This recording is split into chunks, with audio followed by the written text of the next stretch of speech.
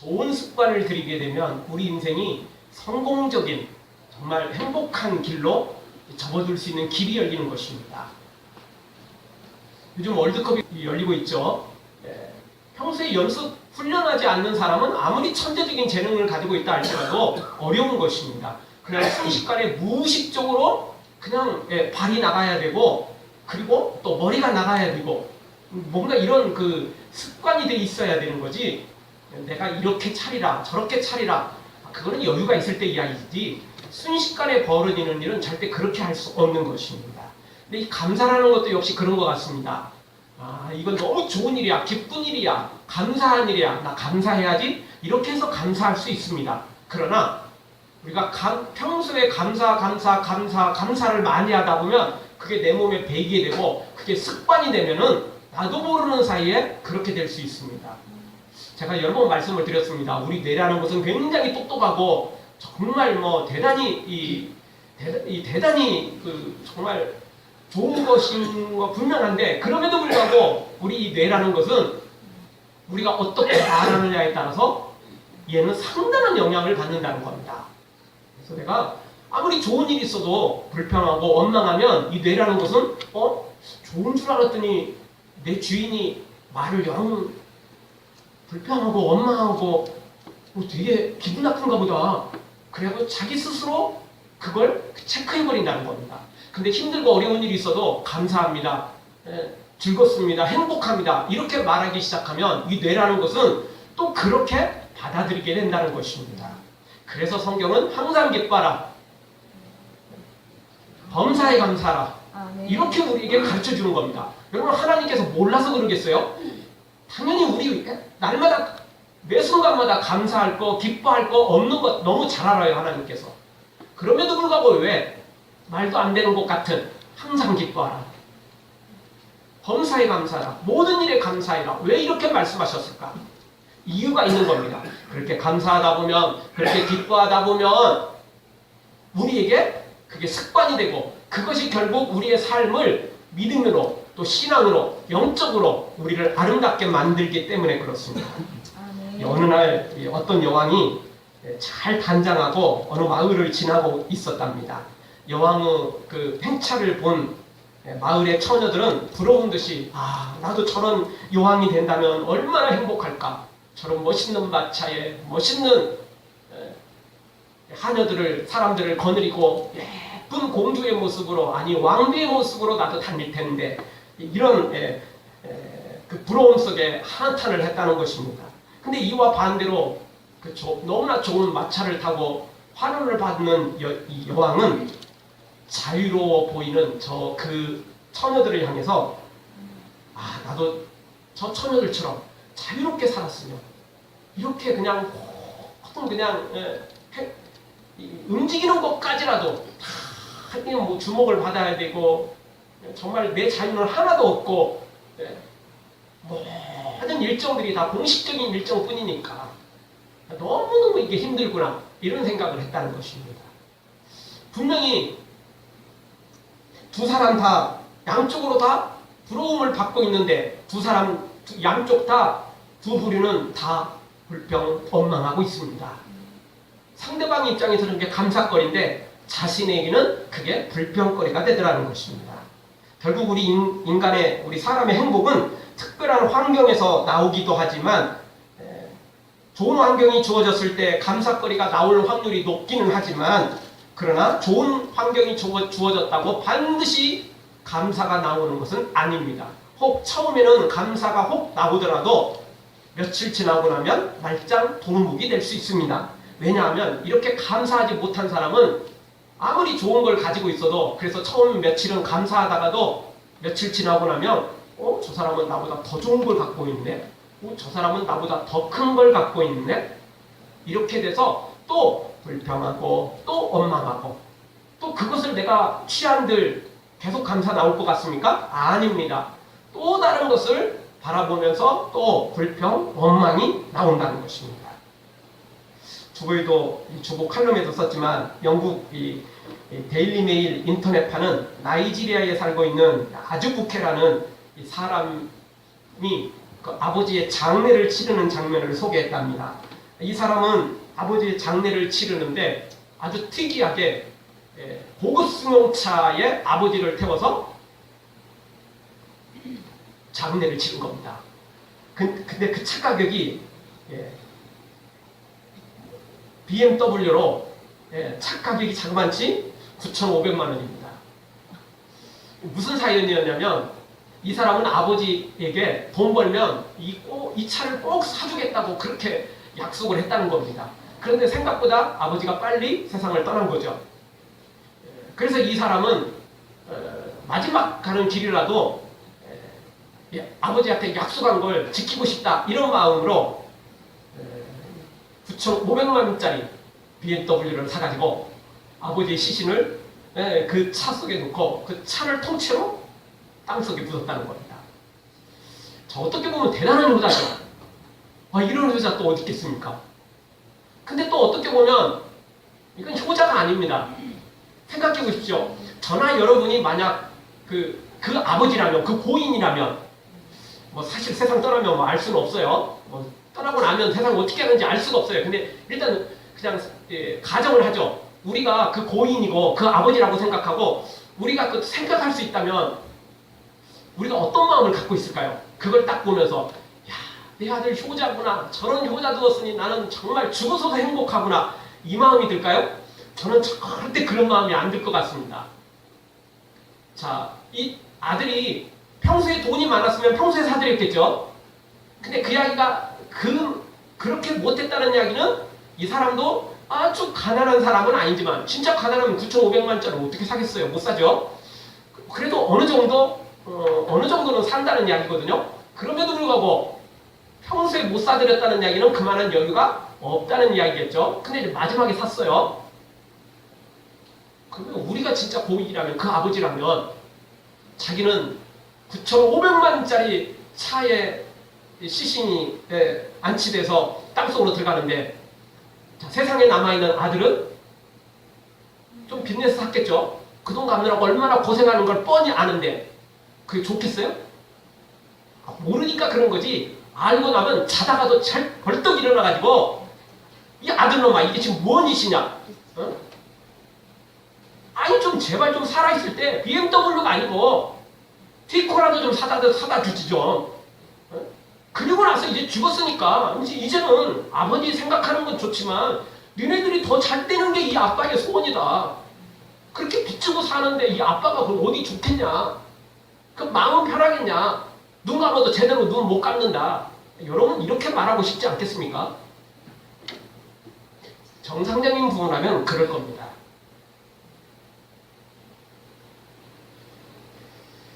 물론 뭐 사람마다 다 차이가 있겠죠. 뭐 어떻게 보면 뭐 진짜 그냥 아무렇게나 그냥 시신 매장하고 그냥 세상 떠난 사람은 떠난 사람이고 우리끼리 잘 먹고 잘 살자. 뭐 이 사람보다 나을지도 모르지만 근데 이게 효는 아니라는 것입니다. 그래서 진짜 중요한 것은 제가 그 기사를 보면서 생각한 건 감사는요 지금 당장 해야 돼요. 그리고 효를 행하는 것도 다른 사람한테 뭔가 대접하는 것도 지금 당장 해야 돼요. 돈 벌고 나서요. 나중에요. 여유 있으면요. 그때 할게요. 아니 그때 못해요. 할 수도 있겠죠. 근데 늦는 때가 많아요. 늦어버리는 때가 많다고요. 인생은 기다려주지 않아요. 그 누군가가 내가 준비될 때까지 다 기다려주지 않아요. 부모도 세상을 떠나고 친척들도 세상을 떠나고 친구들도 세상을 떠나요. 내가 먼저 더 떠날 수도 있고요. 그래서 기다려주지 않는다고요. 지금 당장 해야 돼요. 부족하면 부족한 대로. 그리고 나중에 여유가 있으면 또 더 큰 걸로 하면 되는 거죠. 나중에 하리라 그러다가는 영원히 못 해버릴 수가 있는 거죠. 진정한 감사는 내 기준이 아니라 상대방 기준이어야 됩니다. 그래야 진짜 감사해요. 생각해 보세요. 누군가가 나를 초대를 했어요. 맛있는 걸 대접해 준다고. 그런데 초대를 했는데 내가 안 좋아하는 걸 메뉴로 내놓고 여기 비싼 곳이야. 여기 뭐 정말 엄청나게 유명한 곳이고 너무너무 비싼 곳이야. 이러면서 막 자랑하는데 자랑하면서 대접을 하는 거예요. 근데 나는 그거 싫어하는 거야. 여러분 이 대접이 좋은 대접입니까? 좋은 대접이 아닙니다. 값싼 것도 좋으니까, 유명하지 않은 것도 좋으니까 내가 좋아하는 걸 대접해줘야 돼요. 그래야 정말 맛있게 먹을 수 있어요. 그리고 행복하게 먹을 수 있죠. 아무리 비싸도 내가 싫어하는 거, 나 해물 싫어하는데 해물 주고, 나 고기 싫어하는데 고기 주고, 나 풀 종류 싫어하는데 풀 주면 싫어하는 거죠. 좋지 않아요, 그거. 그래서 감사라는 건, 대접이라는 것은 내 기준이 아니라 상대방 기준이어야 돼요. 여러분, 감사도 똑같습니다. 우리가 하나님께 감사하는 것도 내 기준으로, 내 방식대로 하나님께 감사하면 감사 열심히 해놓고 별 의미가 없을 수도 있어요. 근데 하나님 방식대로, 하나님의 방법대로 감사하면 조금만 감사해도 엄청난 감동을 하나님께 드릴 수 있고, 많이 감사하면 더 큰 감동을 드릴 수도 있어요. 내 방식대로 하면 안 돼요. 대접을 하는 거니까, 감사를 하는 거니까 상대방의 방식대로 해야 되는 거겠죠. 다윗이야말로 바로 이렇게 하나님을 감동시키는 하나님의 방법대로 감사했던 사람이었던 거죠. 사랑하는 성도 여러분, 다윗처럼 나중이 아니라 지금 당장, 그리고 내 식대로가 아니라 하나님의 방법대로, 하나님의 방식대로 감사해서 하나님을 기쁘시게 해드리는 우리 모두가 되어지기를 주의 이름으로 축원합니다. 자, 그럼 다윗은 어떻게 감사했나요? 하나님의 방법대로 감사했는데 어떻게 감사했죠? 오늘 첫 번째, 다윗은 하나님을 노래로 찬양하며 감사했습니다. 다윗은 하나님을 감사하는데 노래로 감사했습니다. 찬양하며 감사했다는 거죠. 9절을 보십시오. 우리 9절 한 목소리를 보겠습니다. 그에게 노래하며 그를 찬양하며 그 모든 기사를 말할지어다. 아멘. 어떤 감사이든 감사를 하면 좋은 겁니다. 그렇죠? 감사하는데 나쁠 일은 없죠. 그럼에도 불구하고 다윗은 노래로, 찬양으로 감사했다는 거죠. 그것도 나 혼자만이 아니라 모두가 함께 이렇게 찬양하고 노래하며 감사했다는 것입니다. 여러분, 노래로, 찬양으로 감사한다는 이야기는 한 목소리로, 한 마음으로 할 수 있는 특징이 있습니다. 노래를 부르는 건 역시 그렇습니다. 그래서 국가에는 애국가가 있습니다. 가사가 중요하기도 하지만 실제로는 그 노래 자체가 굉장히 중요합니다. 왜냐하면 그 애국가를 부르면서 애국심이 고취되고, 또 그 애국가를 부르면서 아주 자랑스러운, 굉장히 행복함을 누리게 되기 때문에 그렇습니다. 자, 올림픽 선수들이 금메달 따면서 애국가가 울려 퍼지죠.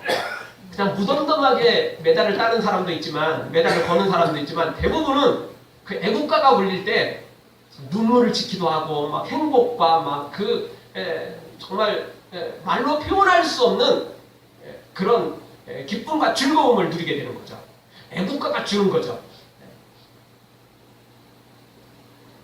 그리고 사람들은 또 응원가도 있습니다. 어떤 경기를 또는 어떤 것을 이렇게 구경하면서 다 함께 응원가를 부르게 되면 또 더 큰 행복이, 더 큰 감사가, 더 큰 감동이 있게 되죠. 노래를 부르는 것도 그렇습니다. 똑같은 노래를 할지라도 독창도 참 좋은 고운 목소리에 아름다운 목소리로 노래를 부르면 참 듣는 사람도 행복하죠. 근데 독창보다는 중창이 더 멋있고, 중창보다는 합창이 더 멋있는 것입니다. 대규모 합창단이 아름다운 목소리로 찬양을 하며 정말 큰 감동이 오죠. 아무리 독창으로 멋있게 해도요, 합창만큼 못하는 겁니다. 숫자로 밀어붙이려고 합창을 하는 게 아니라 그 감동이 있기 때문에 그런 것입니다. 그래서 합창단의 그 노래가 더 감동이 되는 거죠. 자, 오늘 다윗도 혼자 찬양할 수 있어요. 혼자 많이 찬양했습니다. 다윗은 목동이었고 평소에도 들판에서 정말 악기를 다룰 줄 알았고, 다윗은 작사, 작곡도 할 줄 알았습니다. 시편에 있는 내용들이 다윗의 찬양이 너무 많잖아요. 다윗은 음악가였어요. 직접 악기도 만들 줄 알았고, 작사, 작곡, 노래까지 다 했던 정말 음악가였거든요. 이 예능인이 바로 이 다윗이었어요.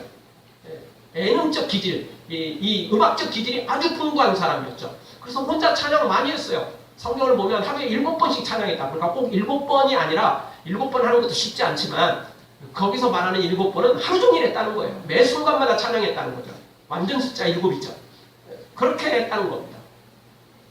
그런데 다윗은 혼자 찬양하는 것도 잘했지만 다 함께 하기를 원했던 거죠. 그것이 하나님이 기뻐하시는 걸 알았어요. 그래서 오늘 성경에도 보면 7절에 보니까 다윗이 아삭과 그 형제들을 세워 우선 하나님께 감사하게 하여 먼저 우선 감사했다는 거죠. 무엇으로? 노래로, 찬양으로 감사했다는 것입니다. 그래서 다윗은 이 예루살렘으로 법궤를 옮긴 다음에 찬양대를 조직했습니다. 그 찬양대가 수천 명에 이르를 정도입니다.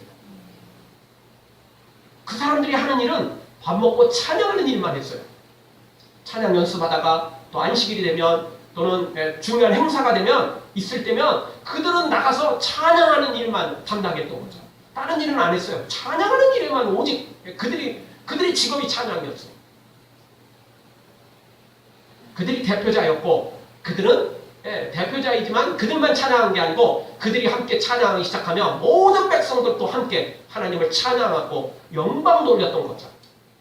그래서 오늘 성경도 역시 하나님께 감사하는데 이렇게 찬양으로 하고 있습니다. 한 마음 되어 한 목소리로 하나님께 감사하며 찬양하고 있는 것을 보게 됩니다.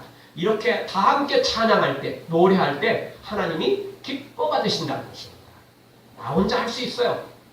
그러나 이렇게 함께 찬양할 때, 그래서 우리가 찬양할 때요, 정말 우리도 찬양을 많이 하지 않습니까? 그 찬양할 때 함께 하는 것입니다. 함께 마음을 모으고 한 목소리로 함께 하나님을 높여 찬양하면 하나님이 기뻐 받으신다는 것입니다. 아멘. 성경에 보니까 그 찬양 속에 하나님이 임재하신다는 겁니다. 아멘. 하나님이 기뻐 받으시는 겁니다. 이사야 말씀 보면 하나님이 우리를 통해서 우리를 왜 창조하셨느냐? 찬양받기 위해서. 아멘. 우리를 통해서 찬양받는 걸 하나님 그렇게 기뻐하세요. 그렇게 좋아하세요. 아멘. 그래서 시편 내용은 다 찬양으로만 돼 있잖아요. 물론 가사도 중요해요. 그런데 시편에 있는 내용은 가사도 중요할 뿐만 아니라 다 그걸 노래로 만들어서 하나님을 높여드렸다라는 것입니다. 노래로 만들었다는 얘기는 모든 사람들이 한 목소리로 한 마음으로 그렇게 찬양을 했다는 거죠. 각자 다르게 찬양하는 것도 좋습니다. 그러나 한 목소리로 한 마음으로 함께 찬양한다는 거, 이거 하나님이 매우 기뻐하신다는 것입니다. 사랑하는 성도 여러분, 우리 모두 한 목소리로 한 마음으로 하나님을 찬양해서 하나님을 감동시키는 그런 놀라운 감사가 되어지기를 주의 이름으로 축원합니다. 두 번째, 다윗은 어떻게 하나님께 감사했습니까? 8절 9절 말씀 보니까 하나님의 행사를 만민에게 전했습니다. 8절을 보십시오. 8절 한 목소리로 한번 보겠습니다. 너희는 여호와께 감사하며 그 이름을 불러 아뢰며 그 행사를 만민 중에 알게 할지어다. 감사하는데 그 행사, 하나님이 행하신 일을 만민에게, 모든 사람에게 노래했고 간증했고 자랑했다는 이야기입니다. 9절도 보십시오. 9절도 우리 한 목소리로 보겠습니다. 그에게 노래하며 그를 찬양하며 그 모든 기사를 말할지어다. 그 모든 기사, 하나님이 행하신 모든 기사를 말했다는 거죠. 간증했고 자랑했다는 이야기입니다. 이것이 나의 간증이요 이것이 나의 찬송일세. 이렇게 하나님께 모두가 함께 다른 사람에게 간증하고 자랑하고 또 이방인들에게까지도 이것들을 자랑했다는 것입니다. 쉽게 말하면 전도했다는 이야기예요. 하나님의 이름을 전했다는 겁니다. 우리끼리만 감사하고 우리끼리만 노래하고 우리끼리만 하나님께 감사하는 것도 하나님 기뻐 받는 건 사실이지만 한 단계 더 나아가 불신자들에게, 하나님을 잘 모르는 사람들에게, 또 믿음이 약한 자들에게 이 하나님을 간증하고 자랑하고 전도하고 하나님의 이름을 높이는 것이야말로 하나님을 또 기쁘시게 해드리는 거예요.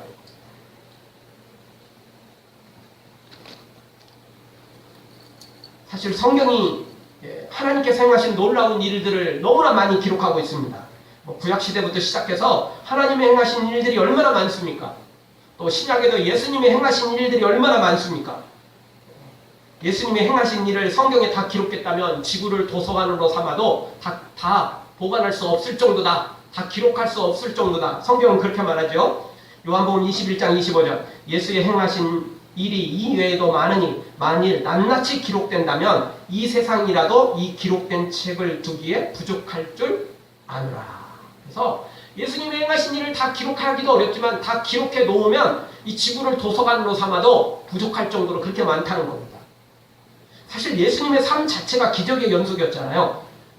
예수님의 공생의 3년뿐만 아니라 그 전의 사건들도 성경에 너무 많이 기록되어 있고 예수님 공생의 3년 동안 얼마나 많은 설교를 하셨으며 얼마나 많은 기적을 행하셨습니까? 그걸 다 기록한다면 기록할 수가 없어요.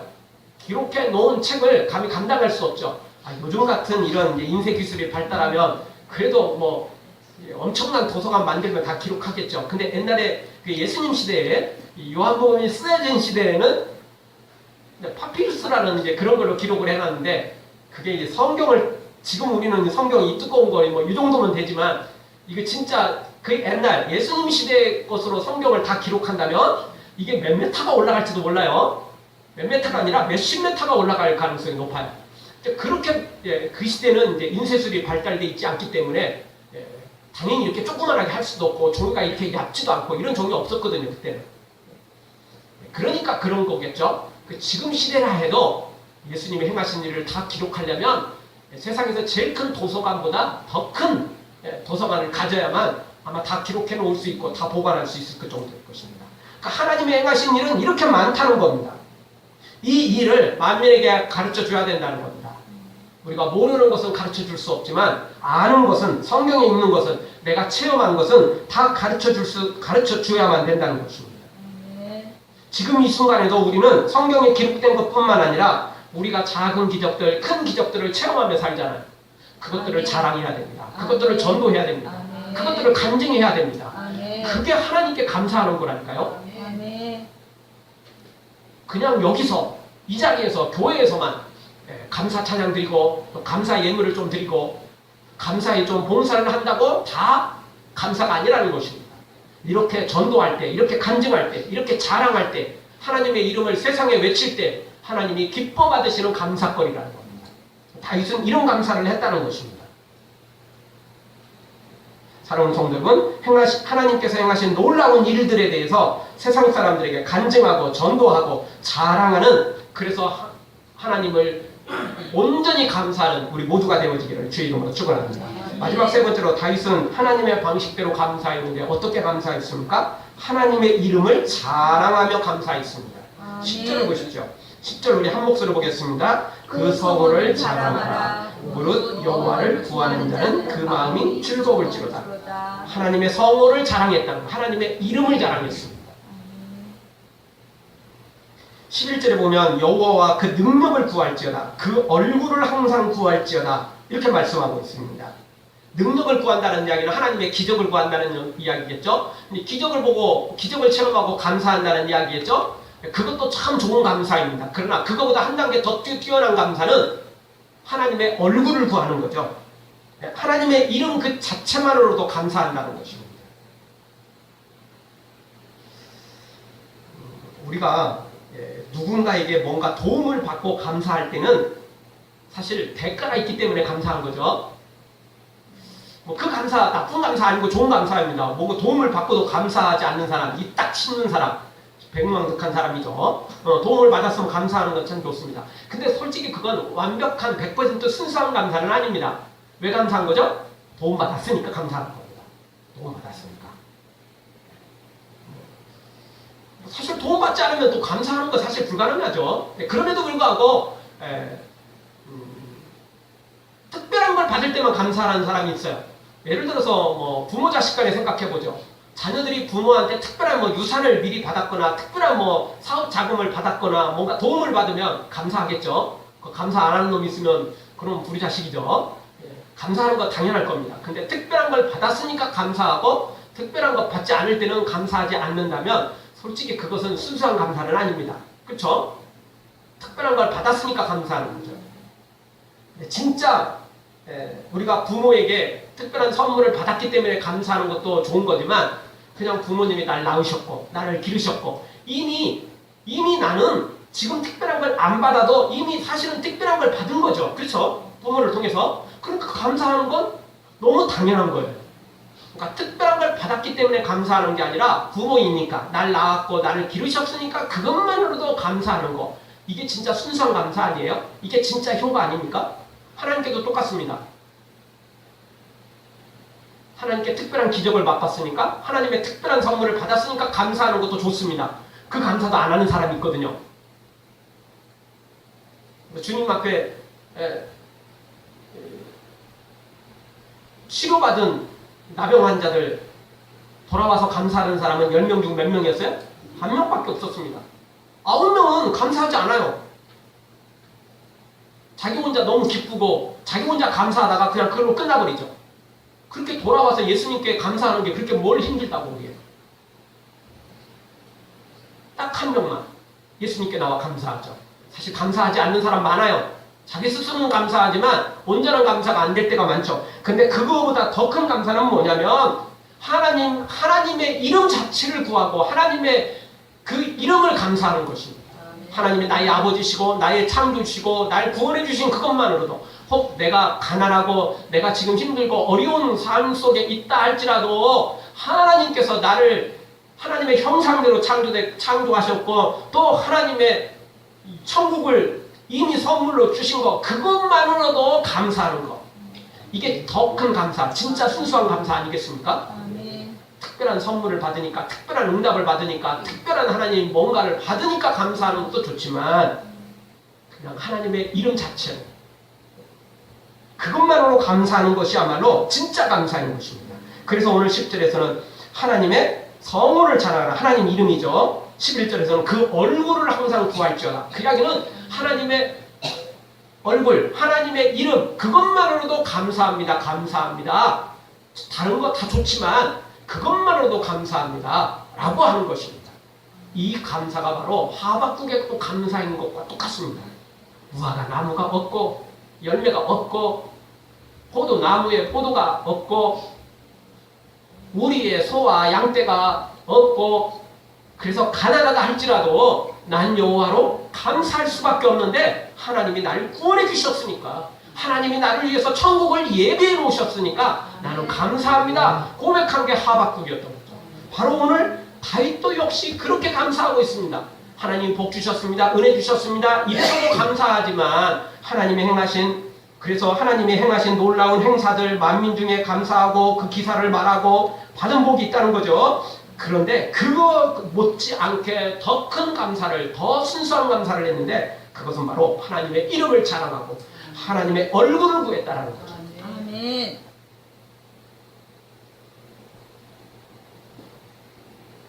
그리고 우리가 지금 당장 감사거리가 오늘 큰 것이 혹시 없다 할지라도 우리는 하나님께 감사할 수밖에 없습니다. 그리고 그럴 때 감사하는 것이야말로 진짜 감사인 것입니다. 아멘. 완전 100% 순수한 감사. 이런 감사야말로 하나님을 완전히 감동시킬 수 있습니다. 이런 감사야말로 100점짜리 감사가 될 수 있는 것입니다. 아멘. 날 구원하신 주 감사 모든 것 주신 감사. 구원의 감사야말로 이미 날 구원해 주시고 천국을 준비해 놓으신 그 하나님께 감사하는 것이야말로 가장 순수하고 가장 하나님을 감동시키는 감사가 될 것입니다. 우리가 받았기 때문에 특별한 선물을 받았기 때문에 은혜를 받았기 때문에 감사해야 됩니다. 그러나 이미 우리는 구원의 선물을 받았습니다. 이미 하나님의 형상과 모양대로 창조된 우리입니다. 태어나는 그 순간 이미 우리는 하나님께 엄청난 복을 받은 하나님의 사람들입니다. 그러니 우리는 또 감사해야 되는 것입니다. 이렇게 다윗처럼 감사해서 하나님을 감동시키는 하나님의 사람, 그래서 다윗처럼 더 큰 기적의 삶을 살아가기를 주의 이름으로 축원합니다. 아멘. 기도하겠습니다. 우리 통성으로 함께 기도하며 나갈 때